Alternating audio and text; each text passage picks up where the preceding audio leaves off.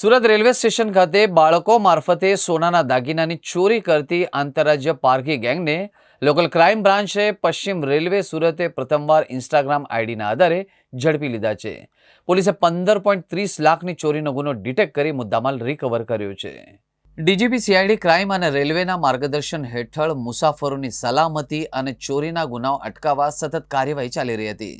ગત 16/11/2025ના રોજ રાજસ્થાનના સમદડીથી ટ્રેન દ્વારા સુરત આવેલા વૃદ્ધ દંપતી નેમિચંદ જૈન અને તેમના પત્નીના લેડીઝ પર્સમાંથી લિફ્ટમાં ચડતી વેળાએ સોનાના દાગીનાની ચોરી થઈ હતી અને અંદાજે 15.60 લાખના દાગીનાની ચોરી અંગે સુરત રેલવે પોલીસ સ્ટેશનમાં ગુનો નોંધવામાં આવ્યો હતો. આ કેસની તપાસ દરમિયાન એલસીબીની ટીમે સોશિયલ સર્વેલન્સના આધારે ટેકનિકલ તપાસથી ગેંગને ઓળખી પાડીને મુદ્દામાલ કબજે કર્યો હતો. પોલીસે મુસાફરોને કિંમતી સામાન બાબતે સતર્ક રહેવા અપીલ પણ કરી છે. સુરત રેલવે પોલીસ સ્ટેશન ખાતે ગઈ 16મી તારીખે ચોરીનો બનાવ નોંધવામાં આવેલો હતો. આની વિગત એવી છે કે રાજસ્થાનથી શ્રી નેમિચંદજી જૈન સુરત આવ્યા હતા. જ્યારે પ્લેટફોર્મ નંબર 2 ઉપર એ ઉતર્યા હતા, એના પછી એમના એક જે પર્સ છે જેમાં સોનાના દાગીનાઓ હતા એ બધું ચોરાઈ ગયા હતા એવી ફરિયાદ નોંધાઈ હતી.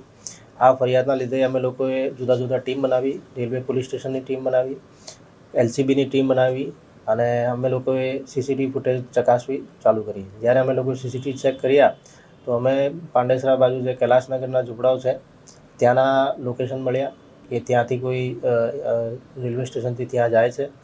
જ્યાં પણ ઝૂંપડા બધા ખાલી હતા તો અમે લોકો ત્યાં જે ગાર્બેજ છે એમાં ચેક કર્યું તો અમને કંઈક ક્લુ મળ્યું કે મહારાષ્ટ્રના બુલઢાણા ખાતે એ લોકોએ હંગામી અથવા કાયમી રીતે રહેતા હોય છે.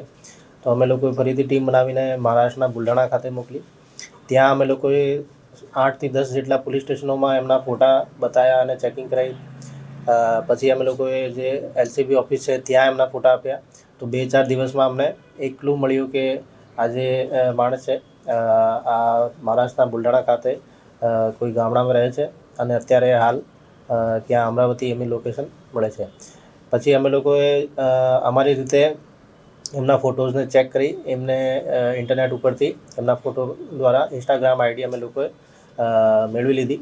આ ઇન્સ્ટાગ્રામ આઈડીથી અમે લોકોએ જ્યારે મેટાને કોન્ટેક્ટ કર્યો તો એમના આઈપી ડિટેલ્સ અમને મળ્યા. આઈપી ડિટેલનો આઈપીડીઆર એનાલિસિસ કરીને એમના જે મોબાઈલ નંબર છે એ અમને મળી ગયા. એ મોબાઈલ નંબરનો અમે બધું લોકેશન અને સીડીઆર કઢાવીને અમરાવતીથી જ્યારે એ લોકો હતા ત્યારથી એમને ટ્રેક કરતા હતા અને જ્યારે ફરીથી એ લોકો સુરતમાં ચોરી કરવા આવ્યા ત્યારે અમને એ લોકોને ઝડપી પાડ્યો. એમની એમો એવી હતી કે એ પોતાની નાની નાની બાળકીઓનો યુઝ કરીને કોઈ વડીલ અથવા એવા દેખાય એના પર્સ ચોરાવી લેતા હતા અને આમાં અમે લોકોએ જે 15.5 લાખનું જેટલું મુદ્દામાલ ગયો હતો 100% આમાં રિકવરી થઈ છે અને જે આરોપીઓ છે અત્યારે જેલમાં છે.